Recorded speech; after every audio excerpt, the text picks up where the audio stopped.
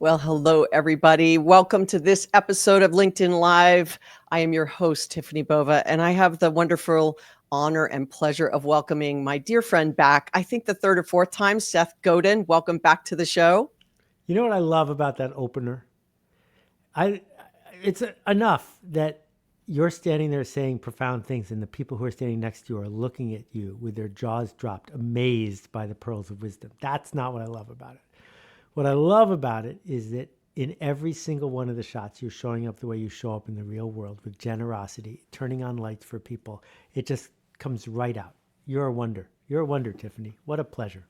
Well, I feel the same way. For those of you who don't know the story, I met Seth 2001 or two with a life-changing book he wrote, Purple Cow, which is still one of my all-time favorites. And it doesn't matter. I know he's probably sick of hearing this story, but anytime anybody asks me, what are you reading? I'm like, well, always on my desk is Purple Cow. Because when I forget what it's all about, then I just want to go back and look at the 90 things I've highlighted. But along the way, he's always been a great supporter of me and my career. So I am grateful for you, my friend. But we are here not to talk about me. We are here to talk about your latest book. This is Strategy, Make Better Plans. And what I loved about this was it was unexpected and classic Seth, like all of the above, right? It's like there's so much in there. And then to say there's 297 concise chapters, right? Where, the publishers will be like, write 10 chapters, no more than 10. Nobody can do 297 concise chapters better than Seth. But let me back up and just ask, what got you to write a book about This Is Strategy? I might be like you. I know people who are doing important stuff. I know people who care. I know people who want to make a difference. And I was consistently amazed that they thought they had a marketing problem. And they didn't have a marketing problem. They had a strategy problem.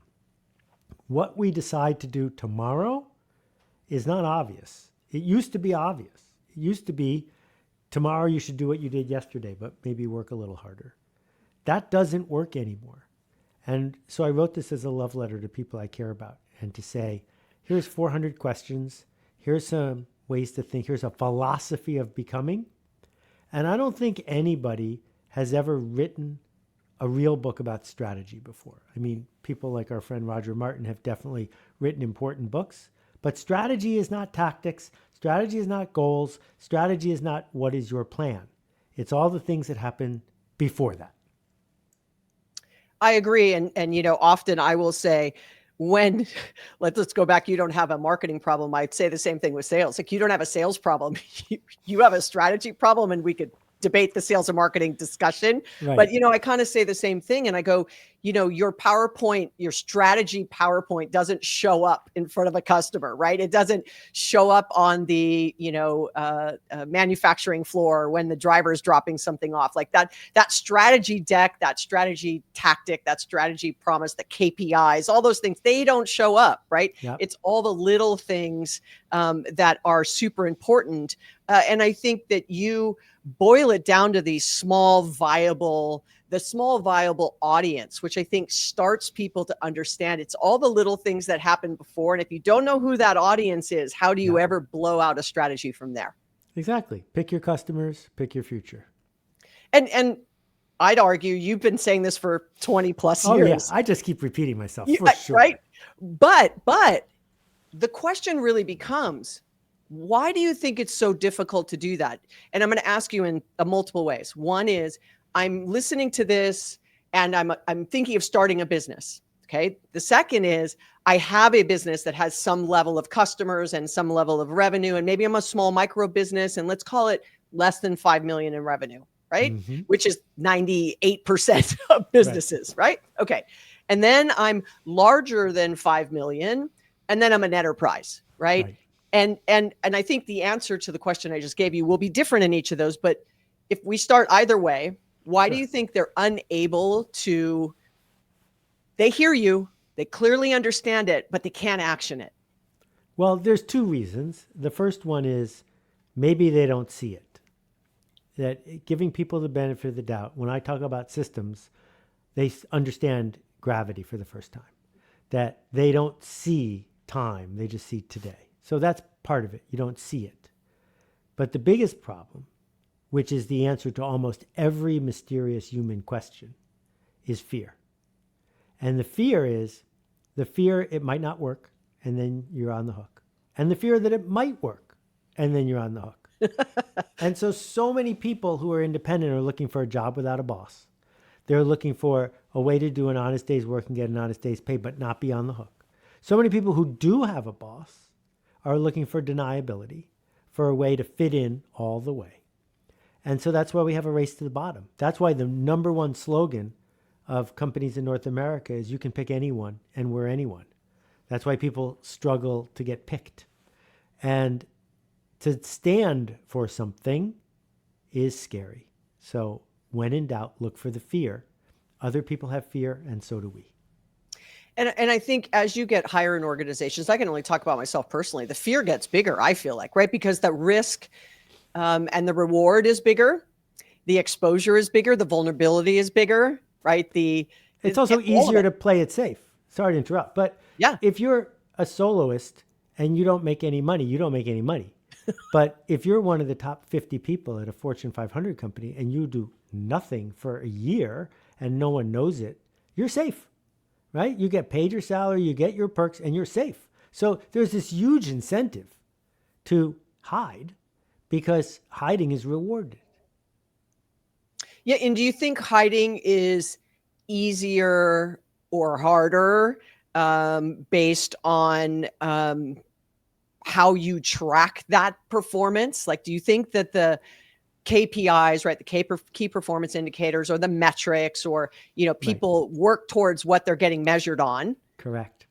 And so I can hide because the metrics are peanut buttered in a way that if I'm not doing much, it doesn't really matter.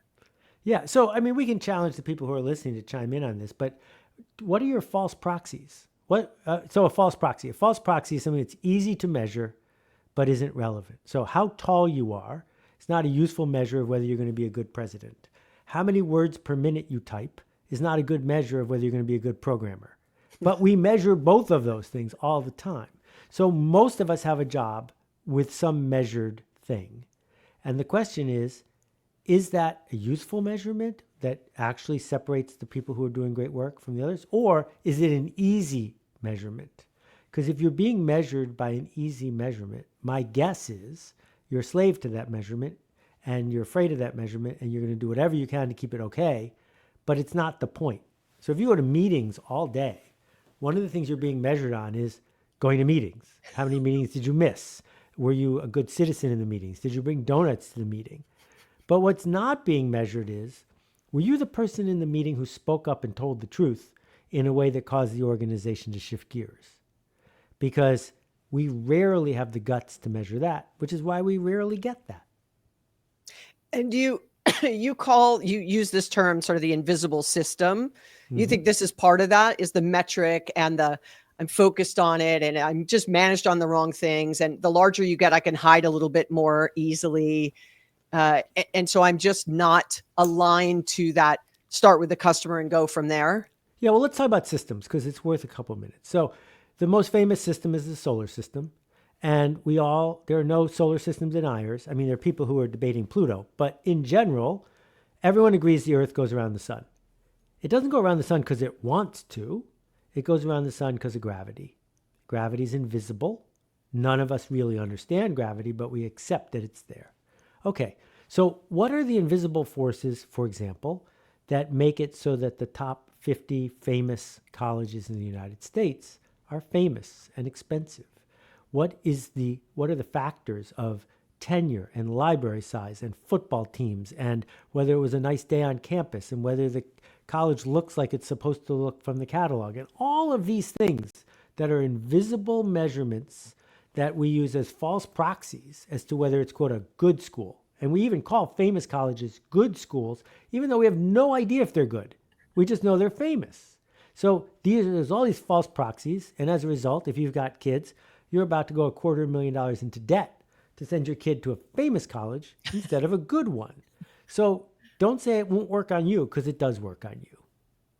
Yeah, and look, guy, this is one of the things I always fall back on. And as you're talking, all I think about is like Undercover Boss as this master experiment of everything you're talking about, right? And whenever I'm feeling uninspired, I like binge watch Undercover Boss because I'm like, that is the epitome of kind of what we're talking about, right? Like, how does an executive not know those things are happening in their business?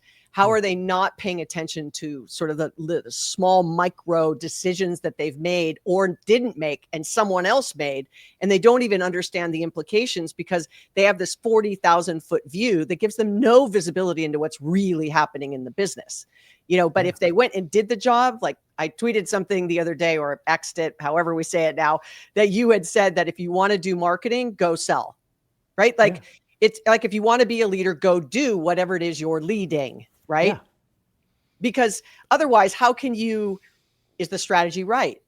Is it the right customer? Is it the right systems? Is it the right metrics? If you don't know that, it's because you're not close enough to it. And then you're relying on other people telling you their reality, like the world is flat. Well, Yeah. no, the world is not flat. And you're debating if the world is flat instead of just saying, hold on, let me go into space and let me see that the world is round. Yeah, and so getting the right proxies is super important. So you and I are in the book business, and there are plenty of our co-workers who will read all their reviews on Amazon. But one-star reviews are not an indication you didn't write a good book. To Kill a Mockingbird has one-star reviews. The greatest books ever written have one-star reviews. They're a false proxy. The New York Times bestseller list is not an accurate proxy for whether your book is making a difference. It is a measurement of whether you gamed the New York Times bestseller list. So if you have the guts to ignore false proxies, you can focus on what actually matters. If you're a jazz musician, one thing you can focus on is how many people came to the club.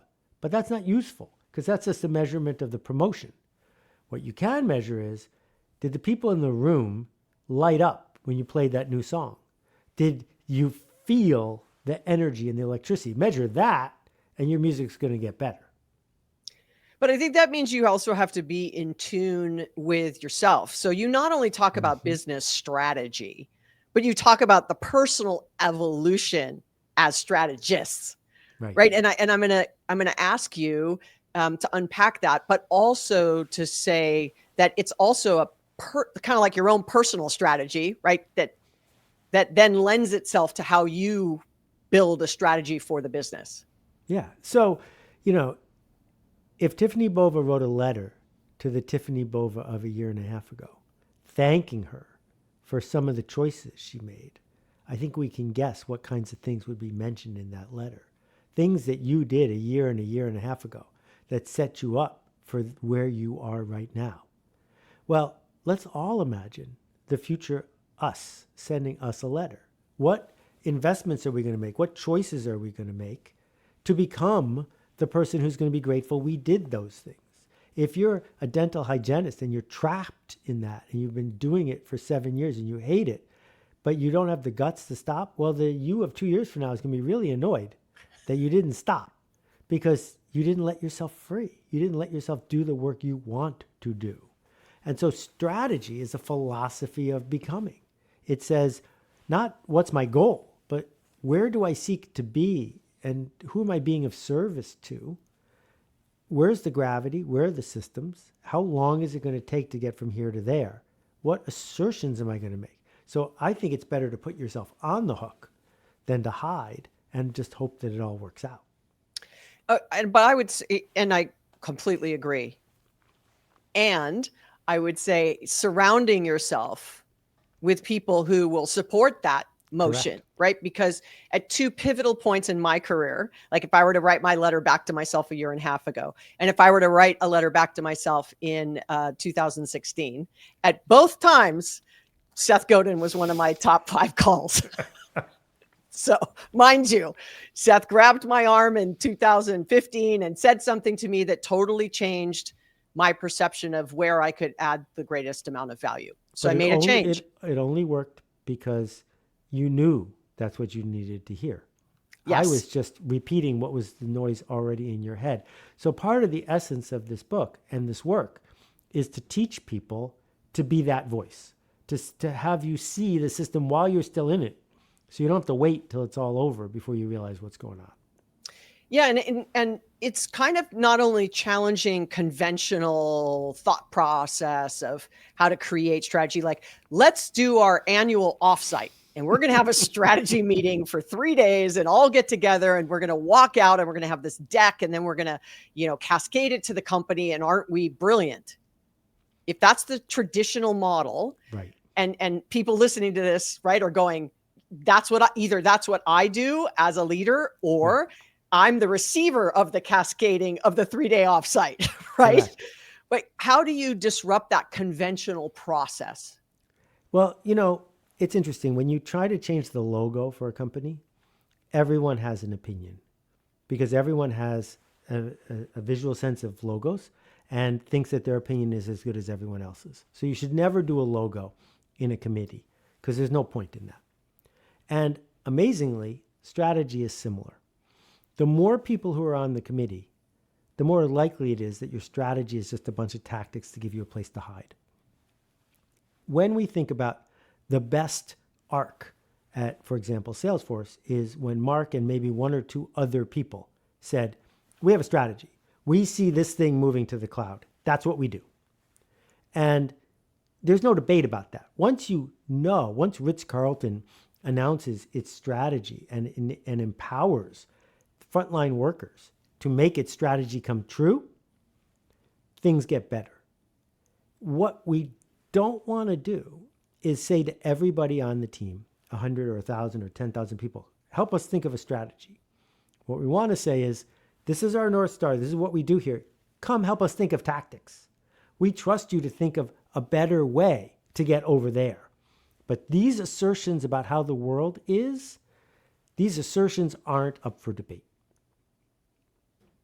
Yeah, and I would tell you that this goes back to where we started this conversation, is that many people think pulling the deck together, getting it done, putting it on paper, that is the strategy. Right. And then they're like, because we do it annually, we'll revisit this next year based on the metrics, right? Or based on some false, way in which they're going to manage. And do you think that strategy should be something that is fluid? Do you think it should be something that is looked at quarterly or annually? Do you think that it is something that, to your example you gave with Mark, right? Like, this is where we're going. It's our true north. It's always going to be our true north. Like in that case specifically, we know it's going to the cloud. That doesn't change, right? Everything else we do around that might change, but that true north didn't change.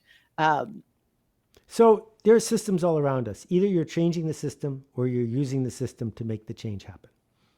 If the system you are counting on is about to undergo significant stress and structural change, your strategy is going to have to change. It's an opportunity or it's a problem. So if you're used to serving colleges and all of a sudden colleges are upended by things like, remote learning, this is a moment for you to revisit your strategy. If you're Microsoft, which had one strategy for the entire time Bill Gates was the CEO, strategy is super simple. We're going to be the IBM of software. And what that means is IBM's strategy was no one ever gets fired for buying IBM.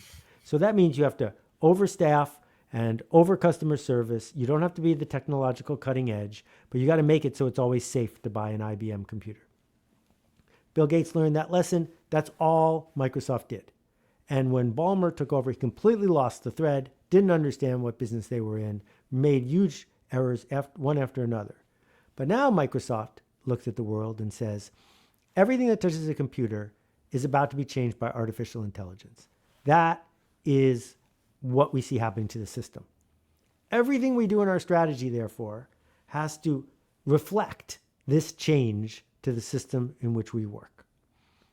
But if you work in an industry or a place or a system that doesn't change very often, then you don't have to have another meeting about it. You just have to get better at what you're doing.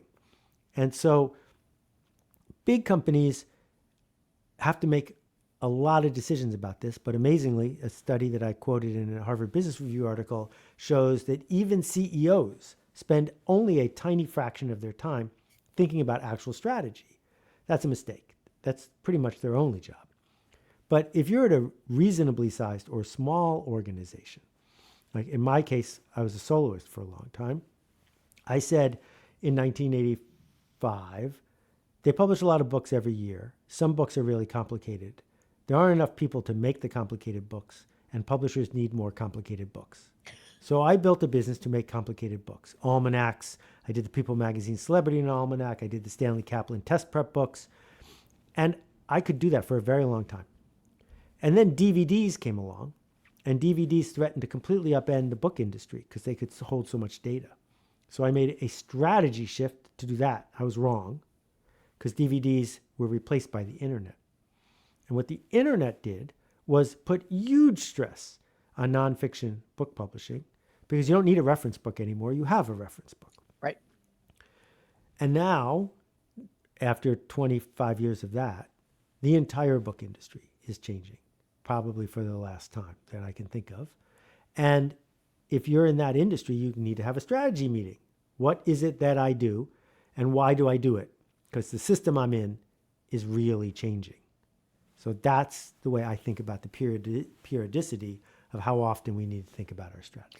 Yeah, and I always lean on Clay Christensen's Jobs to be Done, right? Because what you just described, right? The job remains similar, constant.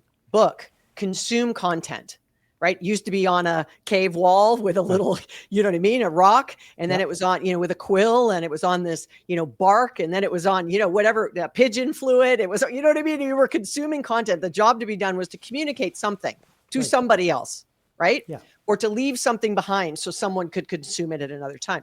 Job was constant. What has changed is I went from caves to, to books, to then DVDs, to then the internet, to now it's reading you books, right? So now it's, void. So what will be next? But the content, consuming content, learning something, understanding something, that doesn't change, right? It's the solution that changes over time based on, in our world, in my world, right? It's a technology shift that has opened up, right? AI is another technology shift, but a task is now being done by AI. The job didn't change. The solution by which to do the job has changed. You still need to load boxes, but is it a human or is it a robot? Well, the job to be done is the boxes. That doesn't go away, until Star Trek shows up and stuff could just materialize, right? Yeah. But, so ultimately, but I think also underlying that is kind of playing the short game versus playing the long game. And I think people are so tactically caught in the short game because of earnings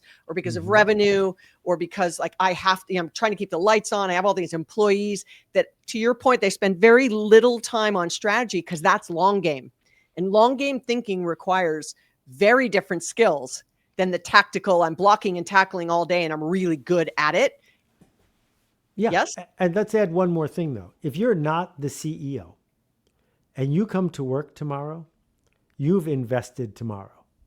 And if the organization you're a part of doesn't have a strategy that works, don't show up. Go somewhere else. If you're a talented, passionate book editor, it's time to go somewhere else. Because when the system changes, if the institution doesn't recognize the skill and commitment of its people, they're wasting their skill and commitment. And there's so many ways for the job to be done. You don't have to do it the old way. I have a friend who has always wanted to run a restaurant. And what he's discovered is that a successful restaurant, 98% of their profit goes to the landlord. And a failing restaurant, 102% goes to the landlord. That you're basically in the rent-paying business. So what he's done is he's figured out that he can rent, whenever he wants, a loft in New York that has a kitchen and have a pop-up restaurant. So now the landlord problem disappears. Now it's just, how do I delight diners enough that they'll come back? Well, if he was working in a restaurant, he'd be struggling because the restaurant is harder and harder to make work. But because he saw this new opportunity caused by systems change, he can go do the work he wants to do, and his diners can have the experience they want to have. Well, it's the long game, it's strategy. And in that example, I'd say, how do you Airbnb the restaurant industry? Yeah. Right? It's like, how do I Uberize my business? I mean, the example is not to go Airbnb a restaurant, but in what you just described is kind of Airbnb a restaurant, right? Like, I just need it for a week. I'm going to rent it for a week, and 1 week a month somewhere in the city. I'm going to pop up a restaurant. Yeah. And, it's kind of like this scarcity, right? I'm going to newsletter or email out everybody 48 hours before the pop-up comes up, and I will fill that in a week, no problem. And then everyone is clamoring for, the newsletter to come back out 3 weeks from now of where it's going to happen again, right? And so you're maximizing the psychology of it. Probably be far more profitable doing it a week a month in the Airbnb model than renting a restaurant, in Manhattan. Yeah. And more fun. And way more fun, Well, look, I'm gonna, I could keep going with you, but in all the times that we have, there's never enough time. But I want to end on sort of empathy as a tool for strategic planning. I kind of want to end on the people side of this because whenever I talk to many leaders, there are a few things that I watch them wiggle in their chair. This is one of them. Where you just kind of go, I want you to go meet with your employees or go sit in their shoes and have some empathy to what you're asking them to do every day and how there's no joy in that, yet you want them to show up totally committed and engaged. Yeah. And you watch them squirm, right? And so, I was very interested when you used it as a tool for strategic planning. So, right. So what do you mean by that? People are surprised by this. So I'm not talking about the kindness of empathy. And you are very kind and always have been, but you've always been a voice at the table for let's bring the customer's needs in here. Here's the deal. You may have temporary power over your employees, but not much. And you have no power over your customers. You have no power over potential partners. If they don't voluntarily want to engage with you, they will not. Mm-mm. So if we're entering this world where your power is going to keep decreasing, what you must do is find practical empathy to say, they're not going to use this because I worked hard on it. They're going to use it because it's good for them. The only way for me to do that is to pick my audience and then imagine what they want and need. And that's called empathy. To say, the kind of person who's going to buy something like this wants X, and then we better give them X, not because we said so, but because they want it. And it's amazing to me how little empathy people have because they've worked so hard on what they do. They've fallen in love with the thing they make and how they make it. And they forgot that they're showing up in front of someone who doesn't care about any of those things and asking for their time and money without empathy. And it almost always leads to a no. And this goes, I'm going to tie us all the way back. For me, it's a fear thing. Mm-hmm. Like, it's the squishy, soft stuff that make people feel super uncomfortable. Like, if I can't measure it, like when you said that feeling that I get, well, I can't measure feeling, right. Or the way, right? If I can't measure it, then I don't know. Is it really working? Tiffany, you're telling me to do this, or Seth, you're telling me to do this. And while it sounds great, right? 2 weeks later, I don't see an improvement. I pull the plug. Like, you just don't give it enough time anyway. So was it the wrong strategy, or did you just not give it enough time? Because it takes time. Yeah. And if all we need is someone to turn dials to make easily measured numbers go up, we don't need someone as expensive as you to do that. No, absolutely not. Well, Seth, this again has been such a fantastic conversation for all of you. I hope it was much of a treat for you as it was for me. Go pick up a copy of This Is Strategy, which, Seth, what number book is this for you? I used to be in the book business. It's hard to count, but I say it's my 21st bestseller. Only 21, really? I feel like you can make a different number if you want. Who knows? I feel like it's way more than that because I have a whole stack on my bookshelf from you. But any more left in you, or you think that it's so hard to? I love writing. I don't like publishing. It's so much work. But when it won't let me go, then I have to share it. So I do. But the good news is there's 10,000 blog posts, and those are nothing but joy. Absolutely. Well, Seth, as always, you bring so much joy to my life. Thank you so much for being such a great supporter of me and my work. Thank you, everybody, for joining us here today on this episode of LinkedIn Live, What's Next? I'm your host, Tiffany Bova. Thank you for all the participation, and I'll look forward to seeing you again next time. Thank you, Seth. Thanks, Tiffany. Go make a ruckus.